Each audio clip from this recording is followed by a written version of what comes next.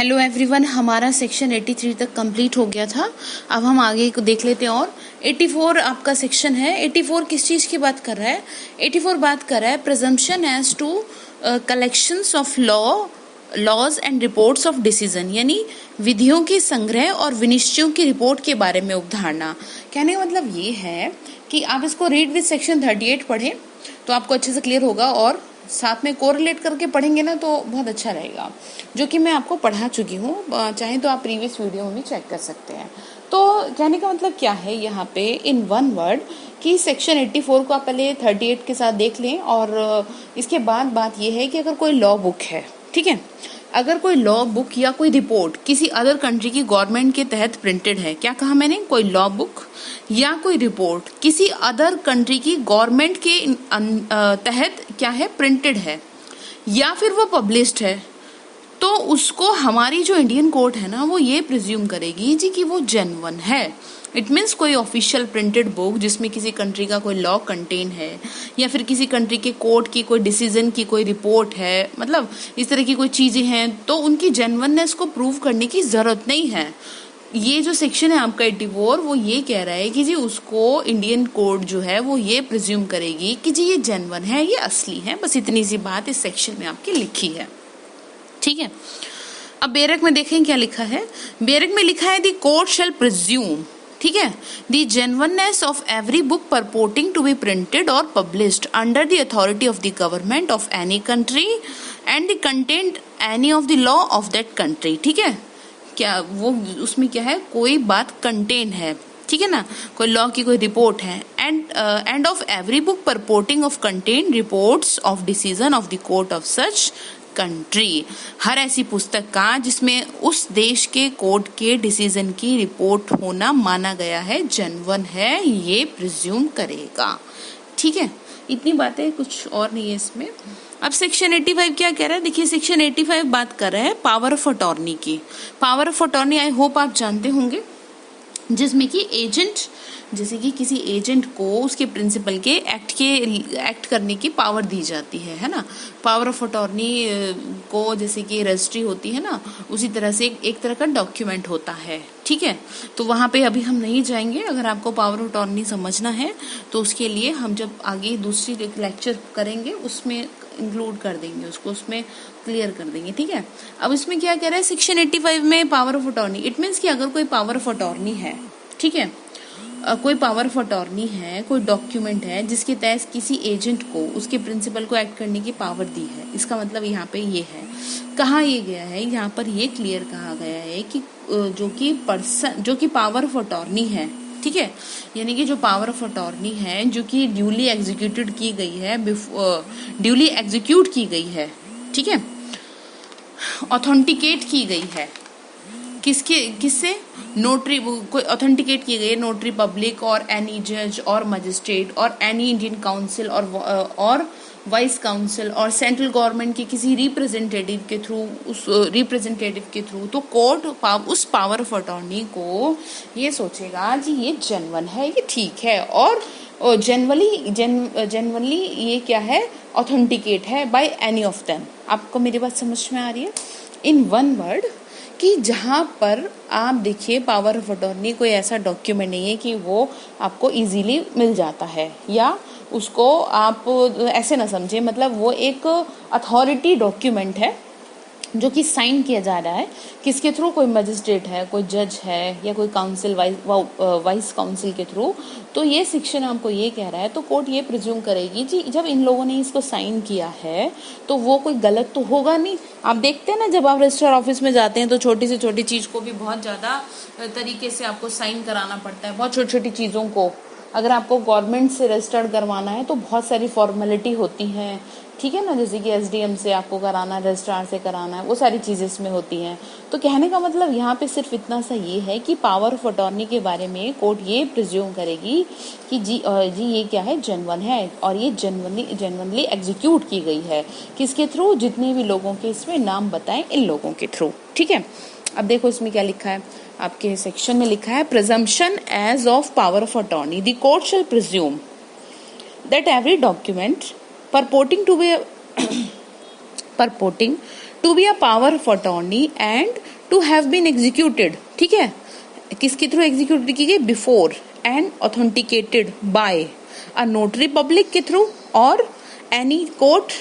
जज, magistrate, Indian council, vice council, representative of central government was so executed and authenticated, ठीक है, इतनी बात है इसमें। अब 85A क्या कह रहा है, 85A आपकी बात, ये भी वही 85A और आपका बी, एक सेकेंड है ना, हाँ ए है इसमें, ABC ये सारे आपके IT एक्ट के थ्रू इसमें डाले गए हैं, ठीक है, इंसर्ट किए गए हैं, ABC, इतना आप ध्यान रखिएगा। तो चलिए देखते हैं ए में क्या लिखा है। ए किस चीज की बात कर रहा है, ए बात कर रहा है हर इलेक्ट्रॉनिक रिकॉर्ड जो कि एक एग्रीमेंट है, हर एक ऐसा इलेक्ट्रॉनिक रिकॉर्ड जो कि एक एग्रीमेंट है, it means agreement electronic form में दिया गया है, यानी कि कोई भी ऐसा एग्रीमेंट जो कि इलेक्ट्रॉनिक फॉर्म में दिया गया है, तो उसमें पार्टीज के जो इलेक्ट्रॉनिक सिग्नेचर है ना,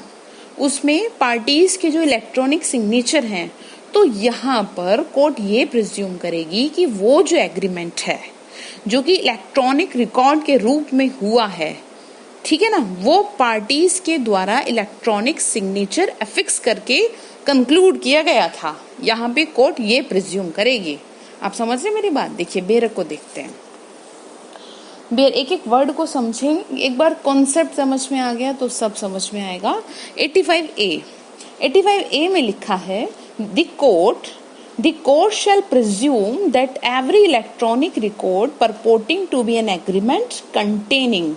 the electronic signature of the parties was so concluded by affixing the electronic signature of the parties. It means in electronic अगर एग्रीमेंट है उसके बारे में कोर्ट ये प्रिज्यूम करेगा कि हर ऐसा इलेक्ट्रॉनिक रिकॉर्ड जो कि पार्टीज के थ्रू क्या है, एग्रीमेंट जो बना है, साइन हुआ है, ठीक है ना, साइन हुआ है, करने वाला जो करार है, इलेक्ट्रॉनिक हस्ताक्षर को अंतर्विष्ट करने वाला करार होना तात्पर्य है, इस प्रकार पक्षकारों के इलेक्ट्रॉनिक हस्ताक्षर के साथ किया गया था,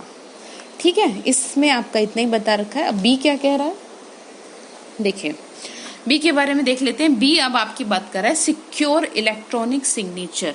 secure electronic record and digital signature की बात कर रहा है। समझ रहे हैं आप, किसकी बात कर रहा है, secure electronic records and electronic signature की और डिजिटल सिग्नेचर की। अब इसके बारे में, इसके लिए आप क्या है, ये IT एक्ट की, ये IT एक्ट से लिए गए हैं, ये डिजिटल सिग्नेचर और इलेक्ट्रॉनिक रिकॉर्ड की जो बात की गई है, इसके अंदर क्या बताया गया है, इसके अंदर ये बताया गया है कि यहाँ पर बात अगर आ जाए presumption as to the electronic records and electronic signature की, तो कोर्ट क्या प्रिज्यूम करेगा इसके बारे में, किसकी बात आ जाए, अगर इलेक्ट्रॉनिक सिग्नेचर की या फिर इलेक्ट्रॉनिक रिकॉर्ड की कोई बात अगर कोर्ट के सामने आ जाएगी तो कोर्ट क्या प्रिज्यूम करेगा, तो कोर्ट ये प्रिज्यूम करेगा कि देखो किसी प्रोसीडिंग में कोई सिक्योर इलेक्ट्रॉनिक सिग्नेचर अगर इन्वॉल्व है, किसी प्रोसीडिंग में कोई सिक्योर इलेक्ट्रॉनिक रिकॉर्ड इन्वॉल्व है, ठीक है, तो तब जब तक कि उसको कॉन्ट्रेरी प्रूव नहीं हो जाता, जब तक कि वो प्रतिकूल साबित नहीं हो जाता, तो कोर्ट ये प्रिज्यूम करेगी कि वो सिक्योर इलेक्ट्रॉनिक रिकॉर्ड, उस क्या कहा मैंने, तब कोर्ट ये प्रिज्यूम करेगी कि जो वो सिक्योर इलेक्ट्रॉनिक रिकॉर्ड है ना, उस स्पेसिफिक पॉइंट ऑफ टाइम से अल्टर्ड नहीं किया गया था, जिससे उसका सिक्योर स्टेटस रिलेटेड है, ठीक है ना, जिससे उसका सिक्योर स्टेटस रिलेटेड है, उस टाइम पे उसको नहीं किया गया था, स्टेटस आप समझ रहे, अल्टर्ड नहीं किया गया था। देखिए बेरक में सबसेक्शन 1 देखिए, in any proceeding involving a secure electronic records the court shall presume unless contrary is proved, जब तक क्या नहीं हो जाता, प्रतिकूल साबित नहीं हो जाता, that the secure electronic record has not been altered, वो क्या सोचेगी, इसको अल्टर्ड नहीं किया, since the specific point of time to which the secure status relates। आप समझ रहे हैं क्या कहा इसमें, सिर्फ इतनी सी बात इसमें बता रहा है कि जब तक साबित नहीं किया जाता, किसी भी अगर इलेक्ट्रॉनिक रिकॉर्ड की बात आ जाती है, तो कोर्ट ये प्रिज्यूम करेगा कि जो सिक्योर इलेक्ट्रॉनिक रिकॉर्ड है उस स्पेसिफिक टाइम से परिवर्तित नहीं किया गया, ठीक है ना, यानी अल्टर्ड नहीं किया गया, जिससे सुरक्षित इसमें बेरक में हिंदी में भी लिखा है, जिससे सुरक्षित परिस्थिति संबंधित है। यानी कि अगर मैं अपनी लैंग्वेज में बोलूँ, जिससे उसका जो स्टेटस है वो सिक्योर है, वो रिलेटेड है, उसको अल्टर नहीं किया गया, तो कोर्ट ये प्रिज्यूम करेगी जी हाँ वो ठीक है। अब इसका सबसेक्शन 2 क्या कह रहा है? सबसेक्शन 2 कह रहा है सिक्योर इलेक्ट्रॉनिक रिकॉर्ड को, देखिए पहले तो आप ध्यान रखें कि ये जो सिक्योर इलेक्ट्रॉनिक रिकॉर्ड है ये कहाँ से आए, ये आईटी एक्ट से आए, ठीक है ना। ये आपके आईटी एक्ट में डिफाइन है। इट मीन्स कोई भी सिक्योरिटी प्रोसीजर अगर अप्लाई होता है, क्योंकि आजकल आप देखते हैं ना साइबर क्राइम भी बहुत हो रहे हैं, अगर कोई भी सिक्योरिटी प्रोसीजर अप्लाई होता है किसी इलेक्ट्रॉनिक रिकॉर्ड के लिए, है ना, किसी इलेक्ट्रॉनिक रिकॉर्ड से रिलेटेड, ऐसे किसके लिए, at a specific point of time, तो क्या होगा, point of time, then such record shall be deemed to be a secure electronic record for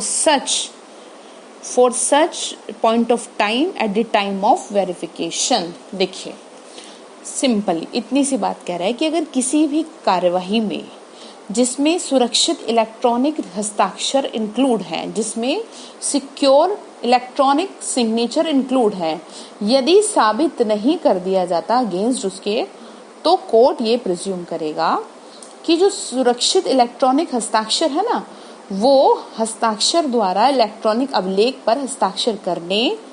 का या उसको अनुमोदित करने के आशय से किया गया था। ठीक है, देखो क्लियर हो रही है इतनी बात, इसमें यही लिखा है, इंग्लिश में भी आप देख सकते हैं।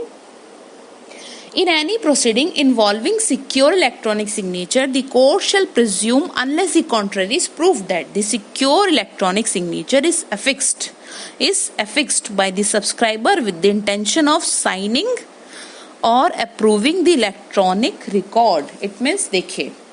सिक्योर डिजिटल सिग्नेचर, जो सिक्योर डिजिटल सिग्नेचर है ना, वो आपके, मैंने आपको बता देना आईटी एक्ट में, तो यहाँ पर सिर्फ इतनी बात कह रहा है कि अगर किसी प्रोसीडिंग में कोई सिक्योर डिजिटल सिग्नेचर इन्वॉल्व है,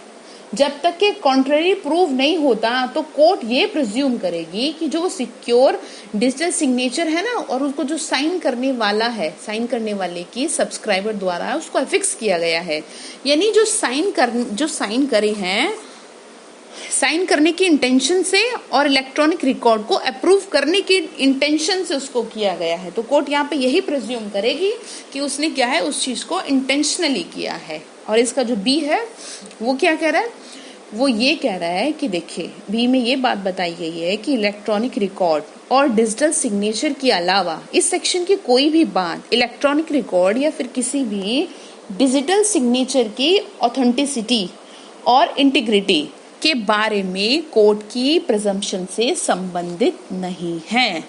इसका बी इतनी बात कह रहा है, देखिए एक्सेप्ट, इसको छोड़ के, in the case of secure electronic record as a secure electronic signature, nothing in this section shall create any presumption relating to authenticity, integrity of the electronic record of any electronic signature. It means सुरक्षित electronic record या कोई sign है, तो court उसके मामले के सिवाय इस धारा की कोई भी बात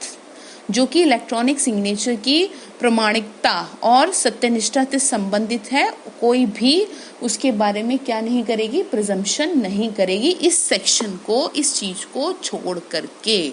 इज दैट क्लियर? इसके लिए आप सिर्फ इसको क्लियर रखें माइंड में, बस, ठीक है ना। इसमें ज्यादा और कुछ नहीं है, जिसका 85C है और आगे की सेक्शन दूसरी वीडियो में कवर करते हैं।